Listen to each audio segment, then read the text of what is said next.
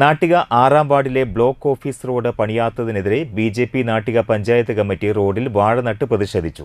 BJP. ജില്ലാ secretary Sajini Murali ഉദ്ഘാടനം ചെയ്തു. തളിക്കുളം നാഷണൽ ഹൈവേയിൽ നിന്നും താന്യം, അന്തിക്കാട്, തൃശൂർ എന്നിവിടങ്ങളിലേക്ക് പോകുന്നതിനുള്ള പ്രധാന റോഡിലെ കുഴികൾ അടച്ച് ജനങ്ങളുടെ ജീവൻ രക്ഷിക്കണമെന്ന് ബി.ജെ.പി. പഞ്ചായത്ത് കമ്മിറ്റി ആവശ്യപ്പെട്ടു. BJP. Nattika panchayat president Senthilkumar, secretary Sreekuttan, Sijith Karuvath, Shaibu Pulipparambil, Chandran Panikkassery എന്നിവർ നേതൃത്വം നൽകി. സാധാരണക്കാരുടെ ജീവന് വില പോലും കൽപ്പിക്കാത്ത ഒരു ഭരണകൂടം ആണെന്നിവിടെ ഭരിച്ചുകൊണ്ടിരിക്കുന്നത്. ഏത് മേഖലയിലായാലും സാധാരണക്കാർക്ക് ഒരു വിലയും കൽപ്പിക്കാതെയാണ് അവർ മുന്നോട്ട് പോകുന്നത്. ലക്ഷങ്ങളും കോടികളും ആർഭാടത്തിനും വാർഷികങ്ങൾ പുതുക്കുന്നതിനുമൊക്കെ അവർ ചെലവാക്കുമ്പോൾ സാധാരണക്കാരുടെ